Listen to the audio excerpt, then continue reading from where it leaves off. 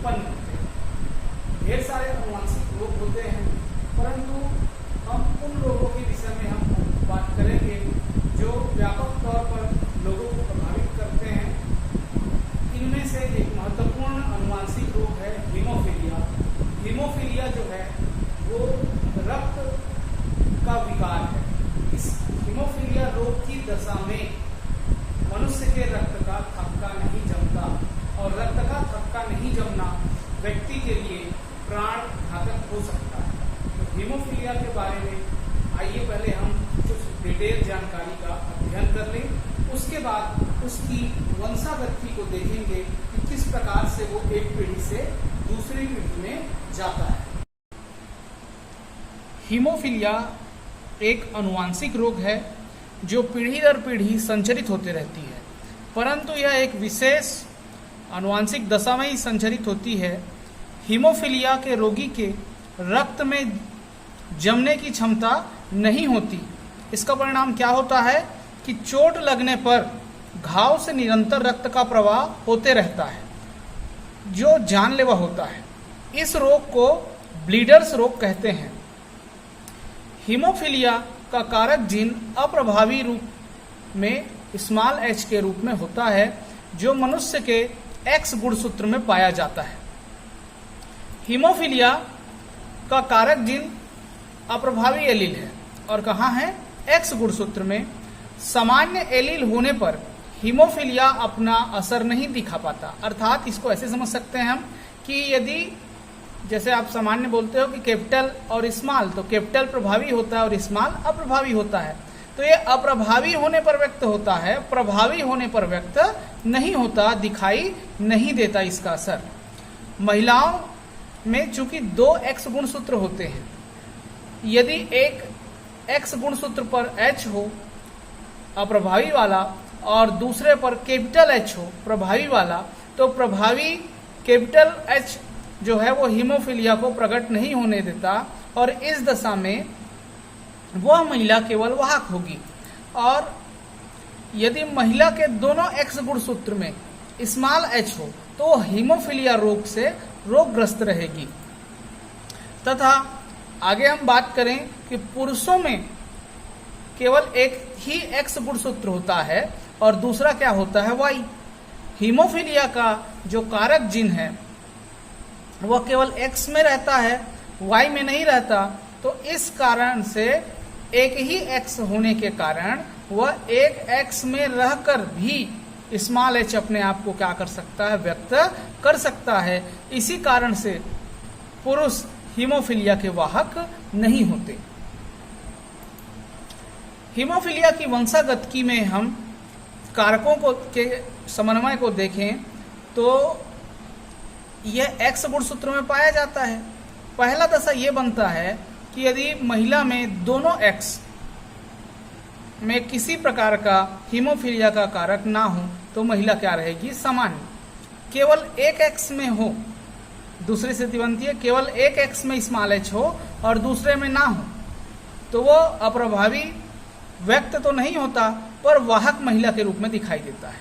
तीसरी दशा आप देखिए, तीसरी दशा में जब दोनों X गुणसूत्र में H है तो वो महिला क्या रहेगी? हीमोफीलिया से पीड़ित रहेगी। अगली दशा पुरुषों के लिए लागू होता है कि X और Y है और उसमें किसी प्रकार से हम कारक को नहीं दर्शा रहे हैं, तो वो क्या रहेगा? सामान्य पुरुष, और केवल एक में ही रहेगा, केवल एक में ही रहेगा और दूसरे में नहीं है, तब भी पुरुष क्या रहता है? पुरुष तब भी क्या रहता है? सामान्य रहता है। अब यहाँ पे प्रश्न उठता है कि हीमोफीलिया के पुरुष वाहक नहीं होते, क्यों? क्योंकि हीमोफीलिया, देखिए सबसे नीचे का जो पैराग्राफ है उसमें हमने समझाया है क्योंकि पुरुष में केवल एक ही X गुणसूत्र होता है। यदि वो X गुणसूत्र में स्मॉल h नहीं है तो वो स्वस्थ रहेगा पुरुष, और यदि उसमें स्मॉल h है तो वह रोगग्रस्त हो जाता है, क्योंकि दूसरा क्या है? Y, और Y में कैपिटल H या स्मॉल h नहीं होता। तो एक ही X में होने पर वो रोगग्रस्त हो जाता है। इस कारण से वाहक दशा पुरुषों में नहीं पाया जाता। अभी आप लोगों ने समझा कि हेमोफीलिया क्या क्या होता है और वह किस प्रकार गुणसूत्रों से हमें पाया जाता है।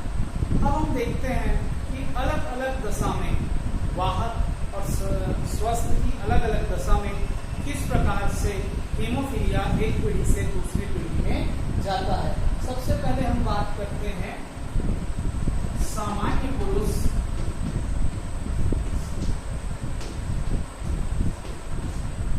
और वाहक महिला। सामान्य पुरुष और वाहक महिला सबसे अधिक हमको समझने में, छात्रों को समझने में यही गलती होता है कि ये जो लिखा है सामान्य पुरुष और वाहक महिला, उसके हिसाब से हम जो गुणसूत्र के प्रतीक हैं उनको कैसे लिखें। तो हम सबसे पहले कॉन्सेंट्रेशन करेंगे पुरुष और महिला शब्द पर। पुरुष और महिला शब्द पर पुरुष के लिए सिंपल हम लिख लेंगे XY और महिला के लिए लिख लेंगे XX। ये सामने क्या लिखा है उस पर हम बाद में जाएंगे। सबसे पहले आप पुरुष और महिला का लिख लीजिए ताकि आपको किसी प्रकार का कंफ्यूजन ना हो। फिर आप देखिए क्या लिखा है सामान्य, तो सामान्य पुरुष का क्या होता है XY। ये जो है आपको यही याद रखना है। XY जो है वो कुछ भी आपको करने का आवश्यकता नहीं है क्योंकि सामान्य पुरुष का है। वाहक महिला, तो वाहक महिला के लिए, वाहक स्त्री के लिए आप क्या लिखते हो, तो X के ऊपर में, एक X के ऊपर में आप लगा देते हो H। एक X के ऊपर में हम क्या लगा दिए H, और ये H जो होता है केवल उसको यहाँ पे घात के रूप में लिखने का जरूरत है। अब इसके युग्मकों को हम आगे ले जाते हैं तो ये X हो जाएगा और ये हो जाएगा Y। दूसरे में X H और X। ठीक है, अब यहाँ सावधानी पूर्वक हम इसको क्रॉस कराएंगे तो इस X को हम दो भाग में पहले बांट लेते हैं। ये बहुत सरलता से बटेगा। X को हम दो भाग में बांट लिए, फिर इधर से पहले को और उसके बाद दूसरे को लाके आप हम मैच कर देते हैं। अब ये हो जाएगा X और इधर से आया X, लेकिन इस सेकंड X के ऊपर में लिखा है H। फिर यहाँ क्या है X और X। ठीक है, A का गुणा A के साथ और B के साथ, ऐसा जैसे हम गणित में करते हैं। उसके पश्चात इस Y को हम ले जाते हैं वहां के ऊपर, Y लिख लीजिए और Y के सामने में आप पहला X और दूसरा X, लेकिन पहला X जो है वो H वाला है। ठीक है, और जो दूसरा X है वो सिंपल है। अब हमारे पास चार परिस्थिति बन गया। आप देखिए X और X के ऊपर में H है, X के ऊपर में H वाला क्या हो जाता है, कैसा संतान है, तो ये है वाहक और पुत्री लिख देंगे यहाँ पे। ठीक, और ये कैसी है, तो सामान्य पुत्री। ठीक है, फिर ये X और Y जैसा हमने पहले पढ़ा, एक में होने पर ये रोग ग्रस्त हो जाता है, तो ये हो गया हीमोफिलिक पुत्र।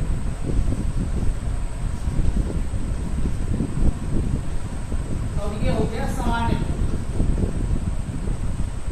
तो चार संतान जो प्राप्त हुए उनकी वंशागति किस प्रकार से होगी, ये आप यहाँ देखकर आसानी से समझ सकते हो कि एक जो चार में से एक पुत्री जो है वो वाहक है, एक पुत्री सामान्य है, एक पुत्र जो है वो क्या है, हीमोफिलिक है, और एक पुत्र क्या है, सामान्य।